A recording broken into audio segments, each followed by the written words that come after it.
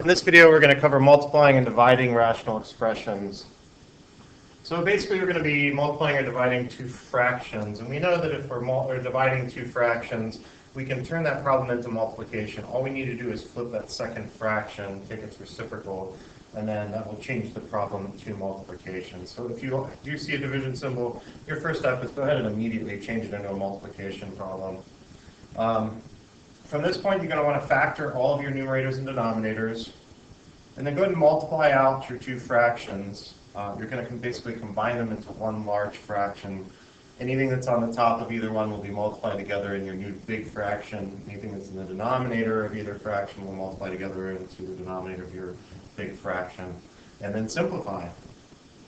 We'll look at a couple examples here. Actually, just one example.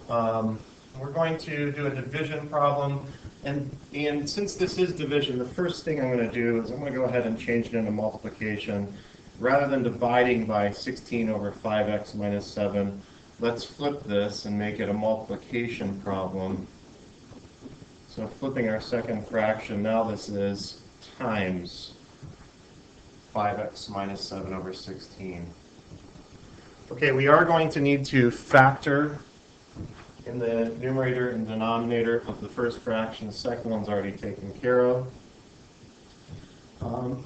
So let's go ahead. In the top of this first one, we can pull out a 7 to begin with. That's going to leave us with x squared plus 7x minus 8. And in the bottom, we can also pull out a 7. That'll leave us with 5x squared minus 12x plus 7. And we've got more factoring to do in both the top and the bottom there, so let's go ahead and do that. So in the top, that's going to factor into x plus 8, x minus 1. In the bottom, we should factor into 5x minus 7 and x minus 1. We'll go ahead and bring down this other fraction here. So we've got 5x minus 7 and 16.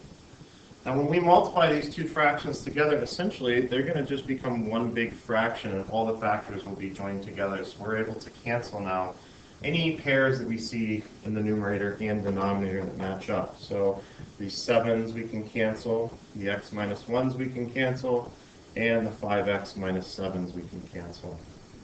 The only thing we're going to have left after that will be an x plus 8 in the numerator, a 16 in the denominator. And remember, we can't simplify that 8 over 16 because 8 is not a factor of the numerator. So that's going to be our final answer.